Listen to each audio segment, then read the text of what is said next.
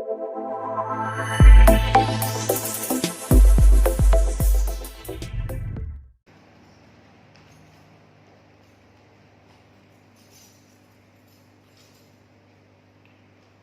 Tuhan, selamat pagi saya ucapkan bagi kita semua. Haleluya. Haleluya. Kita bersyukur untuk kesempatan yang Tuhan berikan di dalam setiap kehidupan kita, sehingga kita masih memiliki kesehatan, kekuatan, dan kita boleh datang beribadah kepada Tuhan. Terima kasih buat Bapak Ibu Gembala yang mempercayakan saya lagi untuk menyampaikan firman Tuhan. Mari kita buka Alkitab di dalam Roma pasal 12 ayat 1.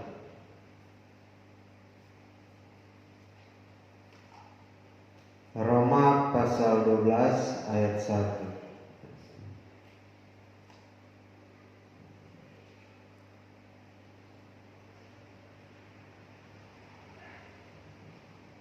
Kalau sudah dapat, mari kita bantu berdiri. Roma 12 ayat 1, perikopnya persembahan yang benar. Karena itu, saudara-saudara, demi kemurahan Allah, aku menasihatkan kamu supaya kamu mempersembahkan tubuhmu sebagai persembahan yang hidup, yang kudus, dan yang berkenan kepada Allah. Itu adalah ibadahmu yang sejati. Puji Tuhan, silakan duduk. Saudara-saudara yang diberkati Tuhan, pada saat pagi hari ini kita bersyukur buat satu kemurahan Tuhan yang tak putus-putusnya di dalam setiap kehidupan kita. Penyertaan Tuhan yang masih ada selalu kita nikmati hari demi hari, hari lepas hari. Kita masih memiliki nafas hidup, itu satu kemurahan Tuhan. Nah, saudara-saudara, kehidupan manusia tidak ada yang kita bisa lakukan untuk membalas setiap kebaikan Tuhan. Tidak ada perbuatan manusia yang sanggup membayar setiap apa yang Tuhan buat. Tetapi yang Tuhan minta di dalam kehidupan kita adalah persembahan, ibadah, memuliakan Tuhan. Hanya itu saja yang Tuhan berikan. Karena yang kita bisa lakukan hanya itu, menyenangkan akan hati Tuhan. Di dalam ayat 1 tadi berkata, karena itu saudara-saudara, demi kemurahan Allah, aku menasihatkan kamu supaya kamu mempersembahkan tubuh. Mempersembahkan tubuh. Kita semua masih memiliki tubuh, kan? Amin. Kita masih memiliki tubuh. Bahkan tubuh yang kita punya adalah tubuh yang masih sehat. Bukti tubuh masih sehat, kita semua masih boleh ada di dalam rumah Tuhan. Kita masih boleh bergegas, masih boleh datang untuk menikmati hadirat Tuhan. Datang membawa tubuh kita di dalam rumah Tuhan. Banyak orang di luar sana yang ingin beribadah kepada Tuhan, tapi tidak bisa karena terbaring sakit. Di rumah sakit penuh dengan orang sakit. Percayalah, orang-orang yang sakit ini menginginkan sembuh, dan mereka menginginkan untuk datang kepada Tuhan, untuk beribadah kepada Tuhan. Tapi apa daya, tubuh mereka tidak berdaya. Tubuh mereka sakit. Jadi kita harus bersyukur kita masih diberikan kekuatan, diberikan kesehatan. Jadi tidak ada alasan untuk kita tidak beribadah kepada Tuhan. Saya sudah menjelaskan sedikit tadi bahwa alasan untuk kita harus beribadah karena semuanya Tuhan telah berikan dalam kehidupan kita. Kalau kita mundur ke atas di pasal 11 ayat 36. Pasal 11 ayat 36. Di atasnya, mundur sedikit dari pasal 12. Firman Tuhan berkata, sebab segala sesuatu adalah dari Dia, dan oleh Dia dan kepada Dia, bagi Dialah kemuliaan sampai selama-lamanya. Tidak ada yang untuk kita. Semua Tuhan buat untuk kemuliaan Tuhan. Dan kita buatan tangan Tuhan, diciptakan untuk apa tujuannya? Untuk memuliakan Tuhan. Tuhan sudah memberikan segala sesuatu, bukan kita bayar, tetapi kita hanya ucapkan terima kasih dengan cara kita mempersembahkan tubuh kita sebagai persembahan yang hidup. Ibadah yang sejati bukan ibadah yang sekedar rutinitas. Ibadah yang sejati bukan sekedar kita datang setor muka menunjukkan diri kepada pendeta, oh saya sudah beribadah. Tetapi ibadah yang sejati adalah ibadah yang dipenuhi dengan kesungguh-sungguhan hati. Karena dikatakan di sana, persembahkanlah tubuhmu sebagai persembahan yang hidup, yang kudus, dan yang berkenan. Bukan persembahkan tubuh dengan asal-asalan, tetapi yang hidup, yang kudus, dan yang berkenan.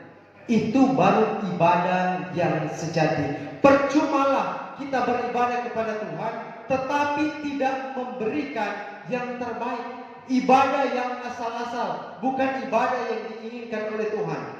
Tetapi yang Tuhan inginkan adalah ibadah yang sejati. Ibadah yang mempersembahkan tubuh dengan baik dan benar. Saudara-saudara yang diberkati Tuhan, peribadatan yang sesungguhnya bukan hanya kita datang ke gereja, bukan sebagai rutinitas datang, doa buka, puji-pujian, dengan firman persembahan pulang. Bukan seperti itu. Tetapi itu merupakan satu sarana untuk membuat kita orang percaya memahami gaya hidup Tuhan, memahami firman Tuhan, dan ibadah yang sebenarnya adalah gaya hidup kita di luar sana. Amin. Gaya hidup kita di tempat kita berada, baik di rumah, di tempat kerja, di jalan, dimanapun kita berada. Di sanalah kita bisa beribadah kepada Tuhan dengan menunjukkan gaya hidup Kristus di hadapan semua orang. Ayat 2 berkata begini, janganlah kamu menjadi serupa dengan dunia ini. Saya sudah katakan tadi, ibadah kita ada di luar sana. Kita masih ada di dunia dan berdampingan kehidupan kita dengan gaya hidup yang duniawi. Makanya firman Tuhan berkata, janganlah kamu menjadi serupa. Serupa di sini mempunyai arti, kalau ke bahasa Inggrisnya lifestyle, kalau ke bahasa Indonesianya gaya hidup, kalau tidak salah ya. Serupa ini gaya hidup kita, jangan jadi sama dengan dunia ini. Tetapi gaya hidup kita adalah gaya hidup yang beribadah. Gaya hidup kita, gaya hidup seperti orang yang menyampaikan firman, seperti orang yang melakukan firman Tuhan. Itu bukan sesama orang gereja. Kalau kita melakukan firman Tuhan, sesama berbuat kasih kepada sesama, itu biasa. Tetapi yang firman Tuhan ajarkan di sini, dengan penekanan bahwa kita harus mempersembahkan tubuh, karena kita hidup itu di luar sana. Saudara-saudara, ini merupakan kitab Roma. Dan ini diberikan kepada orang-orang yang ada di Roma. Romawi pada waktu itu sangat membenci yang namanya Kristen. Waktu itu Roma menjadi Kristen. Kalau sekarang Roma menjadi pusat Katolik. Tetapi dahulu ketika ada orang yang beribadah selain kepada Kaisar, mereka beribadah kepada Tuhan, kepada Kristus, maka orang-orang itu akan dibantai. Tetapi Rasul Paulus, Tuhan memberitakan ini lewat Rasul Paulus, bahwa kita harus hidup sebagai orang percaya, menunjukkan gaya hidup beribadah di luar sana seperti gaya hidup Kristus. Dan ini membutuhkan keberanian, saudara-saudara. Ketika kita ada dalam gereja, kita bisa saja hidup kudus. Makanya Alkitab tadi mengatakan bahwa persembahan yang hidup, yang kudus, dan yang berkenan. Kalau dalam gereja mungkin kita bisa menunjukkan. Tapi apakah di luar sana kita bisa menunjukkan gaya hidup Kristus di dalam setiap kehidupan kita? Di dalam Amsal pasal 3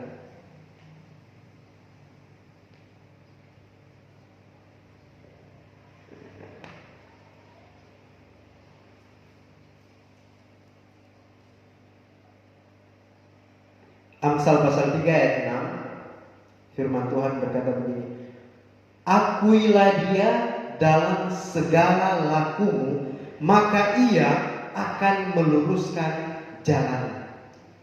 Ayat 2 di Roma 12 tadi, janganlah kamu menjadi serupa dengan dunia ini. Banyak kali kita sebagai gereja Tuhan, kita pribadi ini adalah gereja Tuhan, kalau kita keluar, kita suka hidup serupa dengan orang-orang yang ada di luar, seperti orang-orang duniawi. Kita malu mengakui Tuhan dengan kelakuan kita. Tetapi dalam Amsal berkata, akuilah dia dalam segala laku, dalam segala perilaku, dalam segala tindakan. Maka itu kita tidak akan serupa dengan dunia. Itulah ibadah kita. Amin. Ibadah kita yang sesungguhnya bukan hanya di dalam gereja, tetapi ada di luar sana. Pada saat kita tidak menjadi serupa dengan dunia ini, walaupun kita masih hidup di dunia ini, kita hidup berdampingan dengan orang-orang dunia, tetapi kita tidak serupa dengan mereka. Berarti kita sudah mengakui Tuhan di dalam setiap kehidupan kita dan menunjukkan bahwa gaya hidup kita seperti gaya hidup Tuhan. Ini penekanan yang diberikan oleh Rasul Paulus kepada jemaat yang ada di Roma, supaya mereka tetap teguh, mereka tidak takut, mereka bukan hanya di dalam rumah-rumah beribadat secara tersembunyi, tetapi dengan penuh keberanian mereka keluar dari rumah dan memberitakan Tuhan dengan gaya hidup mereka. Tidak perlu menyampaikan firman Tuhan, saudara-saudara kalau di Roma waktu itu langsung dibantai, tetapi yang ditekankan oleh Rasul Paulus supaya gaya hidup kita bisa menjadi berkat. Sekarang kita yang ada di tempat ini mempunyai kebebasan penuh. Tidak ada yang melarang mau ibadah dimanapun, mau bicara perkataan apapun di luar sana, bicara Tuhan. Tidak ada orang yang akan melarang. Mungkin mereka tidak mau dengar, oke. Tetapi melarang tidak ada. Tetapi apakah kita punya keberanian untuk menunjukkan kasih Tuhan yang Tuhan berikan di dalam kehidupan kita dengan gaya hidup kita di luar sana? Itu urusan pribadi saudara dengan Tuhan. Kita belajar untuk beribadah kepada Tuhan dengan sungguh-sungguh dan belajar untuk mengakui Tuhan di dalam setiap tindakan kita. Ayat 2, janganlah kamu menjadi serupa dengan dunia ini, tetapi berubahlah oleh pembaharuan budimu. Kita memiliki pengertian tentang Tuhan itu banyak kali hanya di dalam gereja. Tetapi di luar kita menjadi karakter seperti ada di rumah, seperti tidak ada di dalam gereja. Makanya firman Tuhan dia berkata, tetapi berubahlah oleh pembaharuan budi. Saya katakan tadi bahwa pada saat kita datang beribadah kepada Tuhan, selain mempersembahkan tubuh, memuliakan Tuhan, ini merupakan sarana pengetahuan bagi setiap kita umat-umat Tuhan untuk mendapat pengenalan akan Tuhan. Dari pengenalan akan Tuhan, itu sanggup merubah akal budi kita. Semakin banyak firman Tuhan yang masuk dalam pikiran kita, pikiran Kristus akan mengolah setiap pikiran kita. Jadi apapun yang menjadi dasar pikiran kita, ingat baik saudara-saudara bahwa kita manusia pada dasarnya adalah dosa. Manusia pada secara alamiah, naturalnya itu sudah berdosa. Jadi memang tidak perlu diajarkan dosa, manusia otomatis dia akan berbuat dosa. Yang perlu diajarkan adalah firman Tuhan. Jadi firman Tuhan ketika diberikan, dimasukkan dalam setiap pikiran lewat pemberitaan firman, di sanalah pembaharuan budi akan terjadi. Jadi semakin banyak kita mendengar firman, membaca firman, merenungkan firman, melakukan firman, di sana semakin banyak pembaharuan terjadi di dalam setiap pikiran kita. Untuk tidak menjadi dengan serupa dengan dunia ini, maka kita harus ada pembaharuan pikiran. Ada pembaharuan.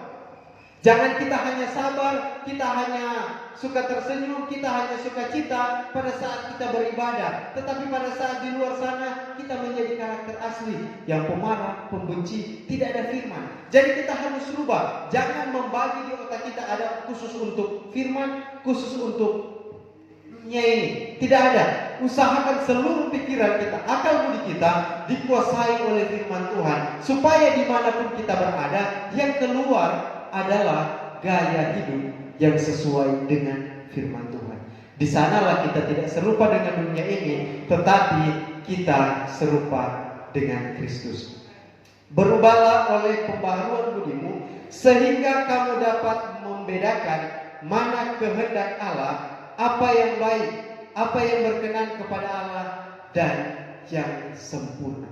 Untuk mengetahui setiap kehendak Allah, kita butuh pengetahuan tentang Allah, pembaharuan budi, pengenalan akan firman Tuhan. Baru kita mengerti kehendak Tuhan. Seseorang ketika dia ingin mengenal satu dengan yang lain, mungkin saya beri contoh Bapak Ibu, orang yang sudah menikah. Untuk bisa saling mengenal, mereka harus bisa berdampingan dan berkomunikasi. Betul? Harus ada komunikasi satu dengan yang lain. Kalau orang yang hidup sama-sama satu rumah pun, kalau tidak ada komunikasi, mereka tidak akan saling mengerti dan mereka tidak akan saling mengenal. Suami istri, dia harus hidup sama-sama setiap hari, berkomunikasi sama-sama, baru dia akan saling mengenal. Seorang bapak menginginkan kopi dari raut wajah seorang ibu, dia sudah tahu, oh, ini bapak ini dia haus. Dia tidak perlu bicara, karena ini sifat yang sudah diketahui. Oh, ibu dia seperti ini, bapak sudah tahu, oh dia maunya seperti ini. Itu sudah saling mengenal. Sudah saling mengenal, sudah tahu membedakan mana yang menjadi keinginan ini, mana yang menjadi keinginan itu. Sudah saling mengenal. Karena apa? Karena ada kedekatan di sana.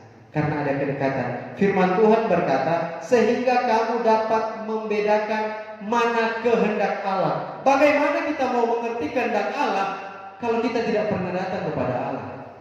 Bagaimana kita mau mengerti yang menjadi maunya Tuhan, tetapi kita tidak pernah datang kepada Tuhan? Seperti yang saya umpamakan tadi, suami istri, seseorang, dua orang tidak akan bisa saling mengenal dengan baik kalau tidak ada namanya komunikasi. Tidak pernah bertemu, tidak bisa berbicara. Perkenalan itu yang sesungguhnya akan terjadi ketika ada komunikasi yang terjadi terus-menerus, sehingga mereka dengan sendirinya akan saling mengenal satu dengan yang lain. Nah, kita sebagai orang-orang percaya, kita harus mendekatkan diri kepada Tuhan. Kita harus melihat Tuhan itu seperti apa secara pribadi. Baru kita bisa mengerti tentang kehendak Tuhan. Memang saudara-saudara, Tuhan itu dia Maha tahu. Dia mengetahui segala yang ada di dunia ini, bahkan segala yang ada di hati kita, bahkan yang belum kita pikirkan, dia sudah tahu. Tetapi dia butuh respon dari kita sebagai orang percaya untuk mengerti tentang Tuhan. Tuhan tetap mengetahui kita. Tetapi apakah kita punya respon? Bagaimana kita berupaya supaya kita mengerti apa yang menjadi kehendak Allah di dalam setiap kehidupan kita? Karena kehendak Allah di sini dibagi, apa yang baik, apa yang berkenan, dan yang sempurna. Banyak yang dikehendaki Allah di dunia ini, banyak yang diinginkan oleh Tuhan untuk manusia lakukan, dan itu merupakan satu kehendak daripada Tuhan. Kalau kita lihat di dalam Matius pasal 3,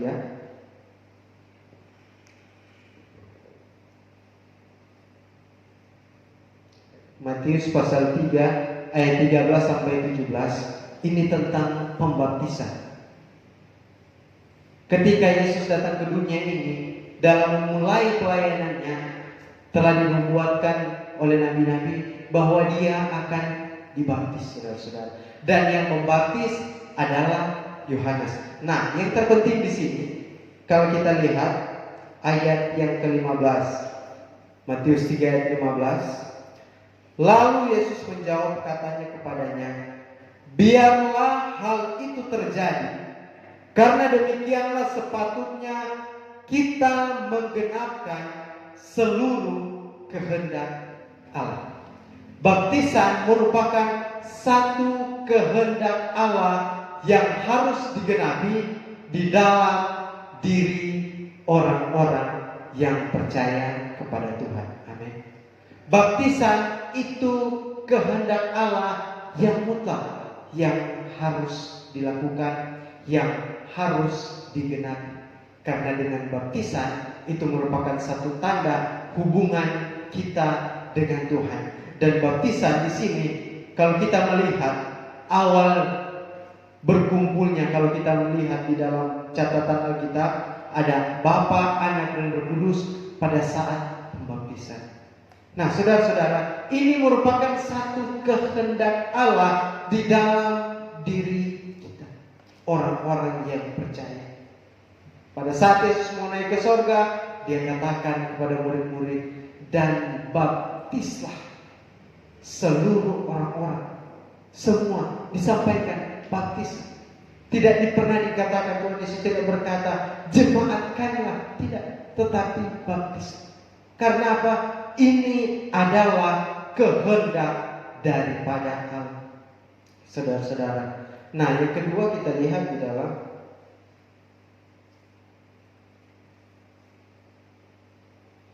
Satu Tesalonika pasal 5 ayat yang ke-18. 1 Tesalonika 5 ayat 18. Mengucap syukurlah dalam segala hal, sebab itulah yang dikehendaki Allah di dalam Kristus Yesus bagi kamu.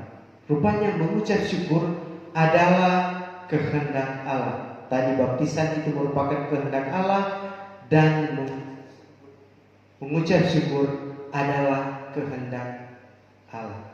Saudara-saudara, mungkin saya ulang kembali dari awal tadi sedikit. Bagaimana manusia itu bisa mengerti kehendak Allah kalau tidak memiliki yang namanya pengenalan. Baptisan itu merupakan tanda pengenalan kita akan Tuhan.